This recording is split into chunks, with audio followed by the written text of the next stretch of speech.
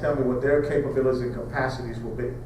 And then based upon that, then you develop the requirements, capabilities, and capacities that you need to have to meet it.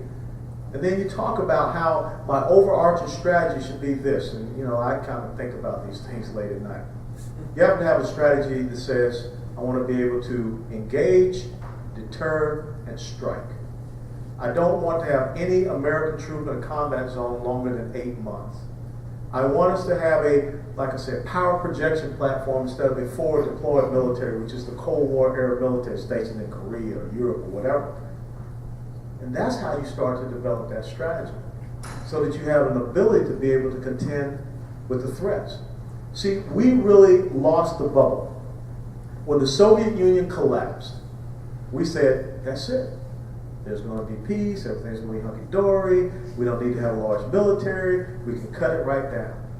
But I can tell you from experience, the amount of deployments and commitments for the United States military since the collapse of the Soviet Union is off the chart. Yeah. But what did we do? What did I say?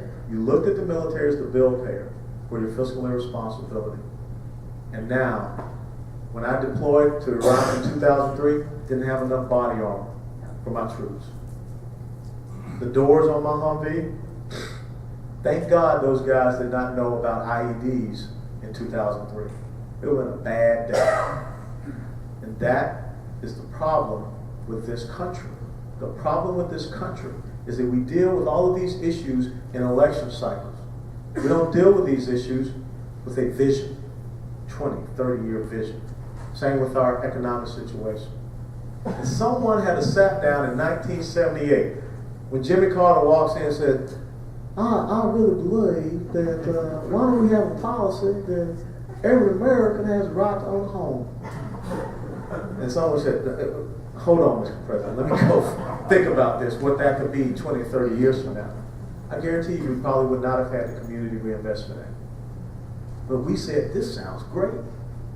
And we're going to do things that make the private sector put people in the homes that we know they cannot afford. And what happened 30 years later? This is the problem we have. We don't have visionary leadership that looks down the road. We tell the American people what they think they want to hear in the immediate term. There's a great quote. I don't know some of y'all that got the weekly update from last week. I included in there a great quote from Alexis de Tocqueville, who in 1831 wrote his book, Democracy in America, that the eventual demise of a democracy will come when the voting electorate realizes that they can vote in their own entitlements.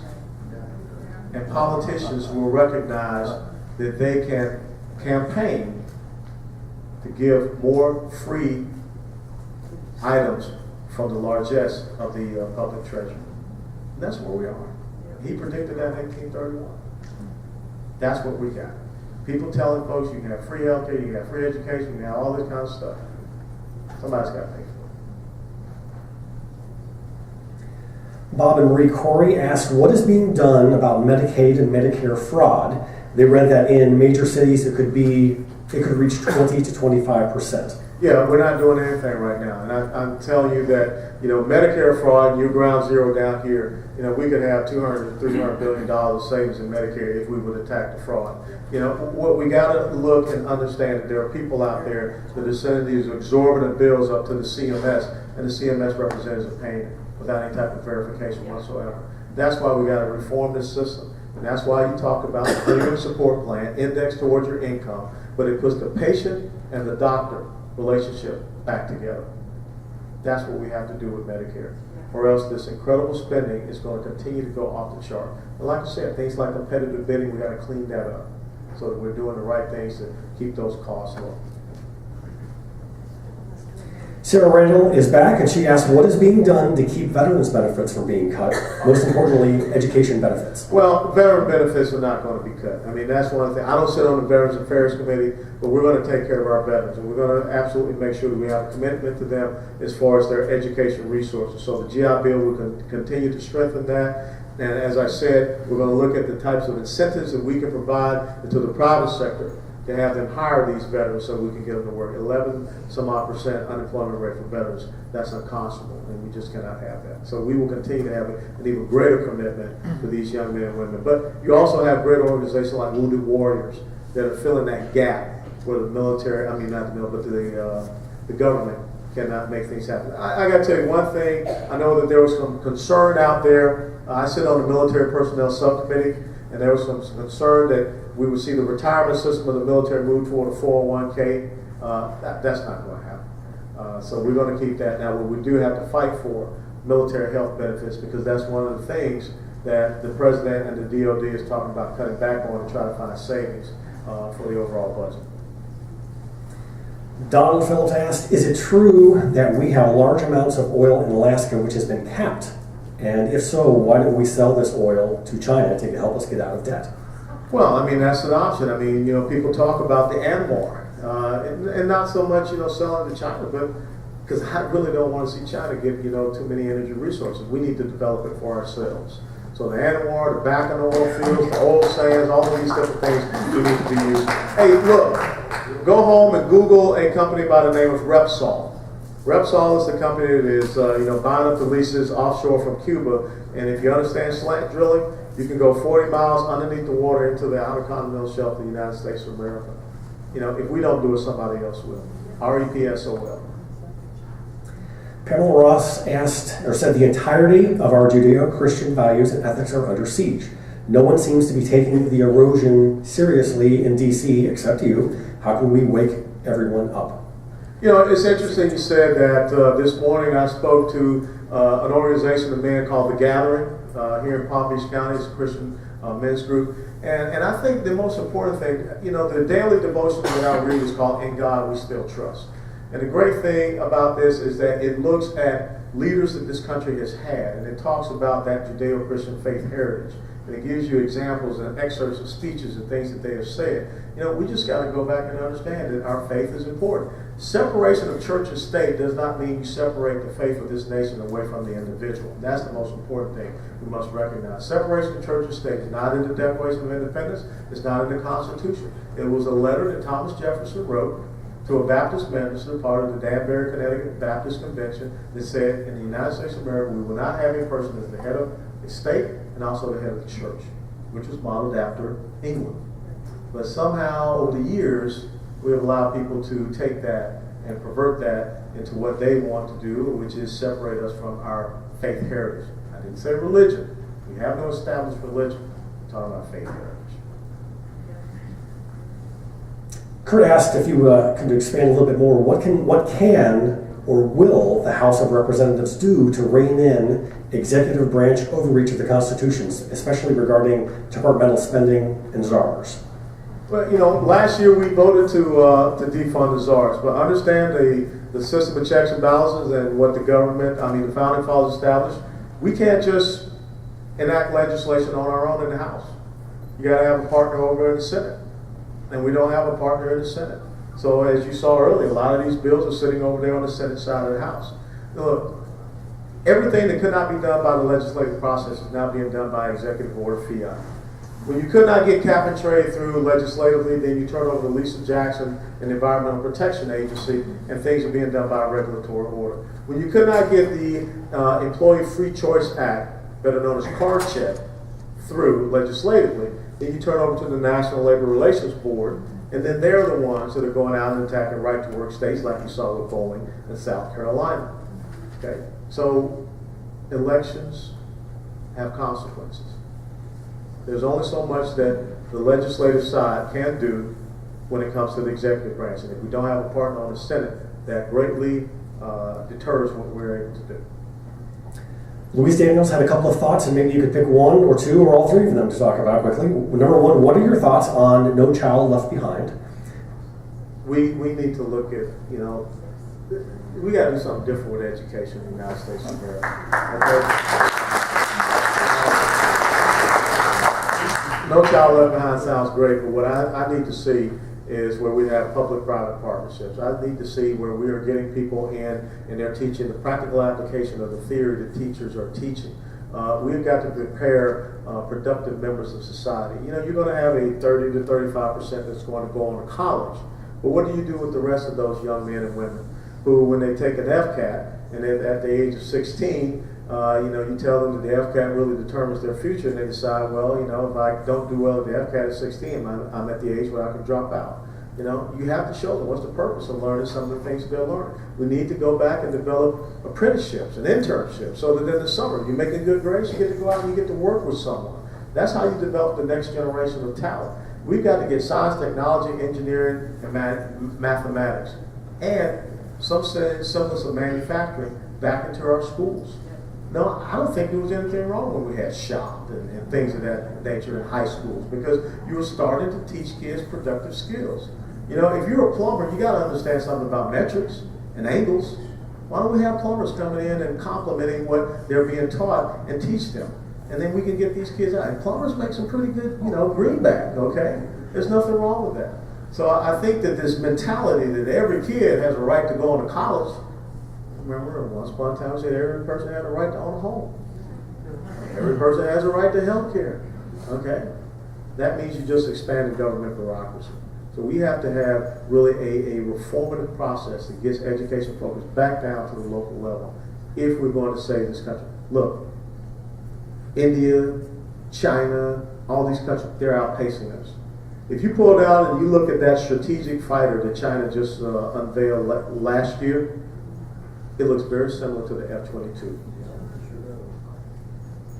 They're just stealing our stuff. Second thought, I do want to recognize the Vice Mayor of Juneau Beach, Bill Green, who's joined us. Bill, nice to see you in the audience. Thank you. Hey, sir. Thought number 2, rumor has it that 1 out of every 12 people employed work for the government. How are we going to stop this? Well, it's very simple. I mean, we have to reduce the size of the federal government. The federal government, and really when you look at government, if you want to start at the local level all the way up to the federal government, the public sector is outpacing the private sector in growth and in compensation. So the thing is very simple. If you're out there in the private sector, what's the incentive for you to work if most of your earnings are going toward the public sector? So that you cannot reinvest it into your private sector business so that you can grow that business. Like we said, I mean, there's construction in Washington, D.C. Business is good on the government side. Business is really good with public service unions as well. And that's part of the power and the control that they want to have in the political process. We've got to turn around the mentality as far as public sector versus private sector. We've got to get people back out there and opening up these storefronts. We've got to get production and manufacturing that's coming back here. And we have to reduce the government back to the point where they understand their essential roles and functions, especially at the federal government level. What I get sick of is that every time when people want to cut back on budgets, at the federal level or local level, what are the first things they look at cutting on?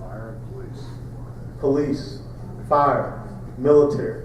The first thing they want to cut is their most preeminent essential function, which is security. That's crazy. But yet, they have, the assistant to the assistant for the assistant of the coffee maker assistant of the assistant. Okay. Look at the managed documents. Look at the office documents, managed documents for some of these. Look at the Department of Defense. You got the Secretary of Defense, and then the Undersecretary of Defense, and the Undersecretary to the Assistant Secretary for the Secretary for this, that. It's just redundant bureaucracy. So that's what we have to be careful of. The last issue was about identity theft. Identity theft. What can Congress do to help that? I know a little bit about identity theft with my Social Security number. Once again, we need to be able, I would say from the congressional level, we have to toughen the penalties on identity theft because, you really think about what you're doing, you're destroying someone's life. I mean, you might as well murder with identity theft. And a lot of that going on down here, especially people that are preying on seniors. So I think we have to make some stiffer penalties as far as identity theft. And, we got to help our local law enforcement to be able to track those people that are out there doing those type of things. So, once again, it's not about more laws being made, but it's about really focusing on how we can help people down in local levels. Constance asks, it seems that all of the social levers, like the mainstream media, education system, and popular culture are left, too far left leaning. What can an ordinary person do to help counter this? Educate. You gotta educate your kids, you gotta talk to your neighbors. This is what I tell folks. If you're serious about the future and the legacy of the United States of America, you gotta talk to 5 people that don't believe like you do. You gotta get people to understand and read the Constitution, found in the Federalist Papers, Declaration of Independence. Go back and read some Locke, Hobbes, Rousseau, Montesquieu. Those are the things that the founding fathers read.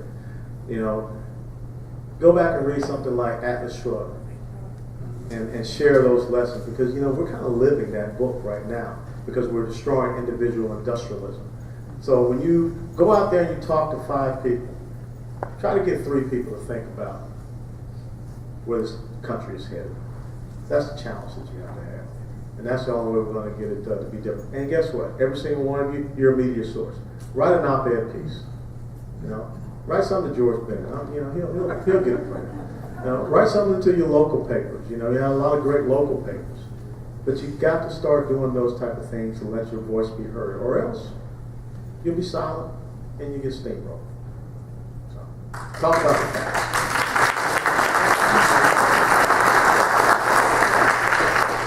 Donna Johnson asked, what is Senator Harry Reid's goal in not bringing up for a vote the House-passed job bills? What do you think? You know, okay, we're in football season. Imagine Harry Reid as a pulling guard for the president. He's blocking. That's it. You know, to prevent the president from really having to make a decision. Harry Reid is truly a big-time obstructionist. I mean, there's no cut, cap, and balance. 72 to 73% of the American people supported cut, cap, and balance, and that was a CNN poll. And what did Harry Reid do with it? He tabled it. Didn't even consider it. He's a pulling guard. That's all he is. And he likes cowboy poetry. Maria Massarella asked, how much do illegal immigrants take from our Social Security, Medicare, and etc.?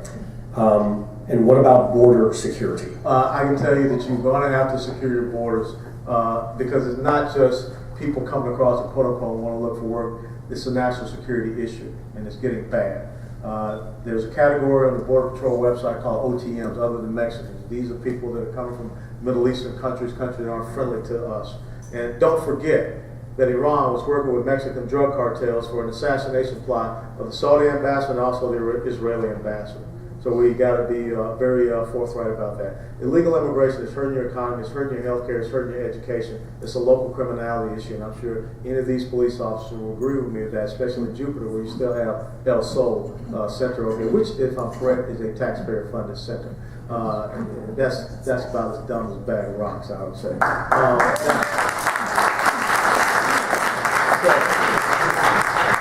I can't sit and tell you the dollar amount figure, but I will tell you it's not $10 to $20. They are costly. When you look at how our healthcare costs, that's an important part of the healthcare costs we have in the United States of America. People go in and using our emergency rooms as their clinics, and they're not paying. Because, you know, Hippocratic Oath, you're not going to turn anybody away. Someone has to pay for those medical services. Because I still remember, I think it was a couple of years ago, there was a hospital up in Martin County that almost went belly up because of the millions of dollars that they had spent on a certain individual. When they got that individual well and they found out where he was from, they paid for his transportation back to his home country, and then he sued the hospital. Okay? So we got to be very careful about this situation. You know, Rome, when they didn't protect their northern border, look what happened. We have 3 good final questions, but before we get to those, I wanted to ask you a question. Go! All right. With regard to economic development, other than getting the federal government out of the way, what can the federal government do to help our efforts in economic development and getting jobs here in Jupiter and the Gardens and Riviera Beach? Sure. I mean, like I said, Ed, I mean, you got to look at the tax and regulatory policies and that will help to spur on and set the conditions for that to happen. When you look at your personal income tax rate and those small business owners operate subchapter S, lower those tax rates and provide them with certainty, predictability. When you look at production and manufacturing, bringing our corporations and businesses back to America, we have the second highest corporate business tax rate in the world at 35%. Bring it down to 20 to 21%, then get rid of these loopholes. But just give them a competitive tax rate. Then on top of that, give them a one-time tax-free repatriation of the trillions of dollars of capital that they have overseas to come back here to America and spur on growth. We've got the best venue right here. And if we lower that corporate business tax rate, not only will American corporations come here, guess what? Foreign companies and corporations will come here as well. Because people are looking for competitive tax rates. Everywhere, pretty much across the world, where flat taxes have been, that system has been instituted, there's been economic growth. The progressive tax code system that we have in the United States of America is failing this country. It's creating a system of class warfare. It really is. Because 53% is pulling the wagon. 47% of wage earning households are not paying any federal income tax. So those are the simple things. And we can't have a regulatory environment, as I said, I think earlier, 71,000 pages of new regulations in calendar year 2011. That's not going to help. Jerry Inman asked, what will be the likely legacy of Ron Paul's campaign as it pertains to foreign policy?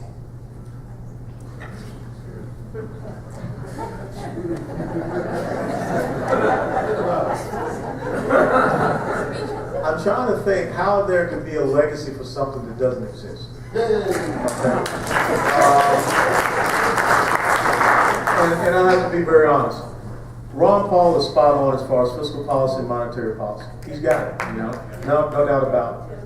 But when you look at a person that believes that the foreign policy of the United States of America should be based upon George Washington's farewell address, I can't go there. I just cannot. I showed you how dangerous the world is. You can't be an isolationist. You can't be a non-interventionist. There was a guy over in Tampa that was talking about blowing stuff up. Carlos Bledsoe shot 2 U.S. soldiers at a Little Rock recruiting station. We talked about Major Nadal Hassan. Times Square bomber. We can go on and on and on. Muhammad Atta 11 years ago, right down here in South Florida, Broward County. So you've got to have a foreign policy that talks and a national security strategy. It talks about engage, deter, and strike. You can't fold up your little toys and say, I'm going away. That's not it. The United States of America is a beacon of liberty and freedom. And there's a responsibility that we have.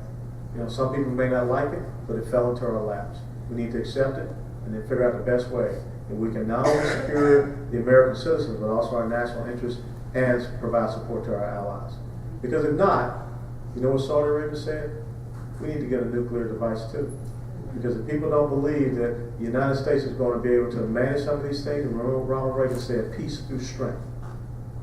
You never had wars when the United States of America projected strength. Only when we project weakness.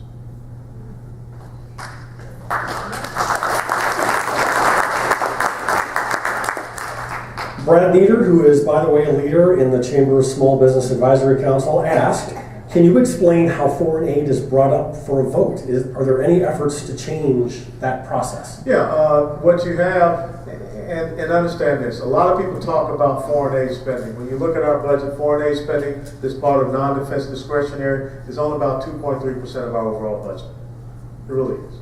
Now, it is a tool by which you can modify behavior. There's no doubt about that. Chairman Ileana Ross-Lakeman is the head of the Foreign Relations Committee. And when you come to foreign relations appropriations, that's Kay Granger out of Texas. And so those two very strong chairman and subcommittee chairman, they work together as far as where we are appropriating and then allocating our foreign relation dollars. I think that when you start to look at places like Pakistan, some other places, we got to make some hard decisions. We should not be sending the millions of dollars over to the Palestinian Authority because they're not a credible peace partner supporting, a true peace process in the Middle East with Israel. I'm really concerned now about 65% of the Egyptian parliament controlled by the Muslim Brotherhood, radical Islamic groups. Should we be sending them foreign aid? Well, I hate to tell you, I think it was yesterday, the administration is already in talks with the Muslim Brotherhood in Egypt about how we will develop our relations with them. And don't forget that we have told the Taliban that we are willing to release 5 or 6 Afghan Taliban leaders from Guantanamo Bay as a gesture of friendship and goodwill as we get ready to go into a peace process with the Taliban, who have said they're not going to stop shooting at us, even though we want to talk about having a negotiated peace. You can use it as a means to modify behavior. James Hill asked, can Republicans take back the Senate? The Senate's not going to be hard. White House is going to be hard. Okay? I'm not going to lie to you. You got a guy that has an impeccable charisma. He has the world's biggest megaphone. And he knows how to use it very well. And you have an electorate that really is not attuned to the issues. They are attuned to sound bites. And he is able to manipulate those sound bites quite well. So it's going to be very tough for the White House battle. Senate, you're going to win. You know, that's why Ben Nelson in Nebraska, he said, bye-bye. You know, when you look at the House of Representatives, why do you think Barney Frank said, see you later? Barney Frank knows that the chance of him ever being able to be the chairman of the Financial Services Committee, again, slim to none. Furthermore, he probably doesn't want to be there in case Dodd-Frank, his signature piece of legislation, gets repealed. So on the legislative side of the House, you should be able to maintain the House of Representatives in Republican control, and then also the Senate. White House is going to be tough. And you have to run the full table, because we have a president that does not believe he has to use and work with the Congress. He has a complete and abject contempt for Congress, and he will do things by regulatory fiat. You don't need Eric Holder still there. You don't need Lisa Jackson still running the EPA. Timothy Geithner, the guy can't even do math, okay?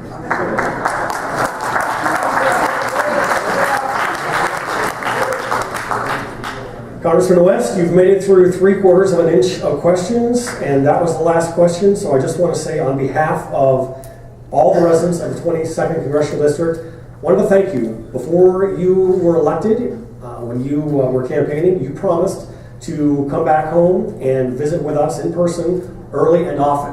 And this is at least the second time that I've had the pleasure of dealing with a town hall meeting with you, and that's just in the town of Jupiter. So thank you very much for keeping your promise to us, and thank you very much for being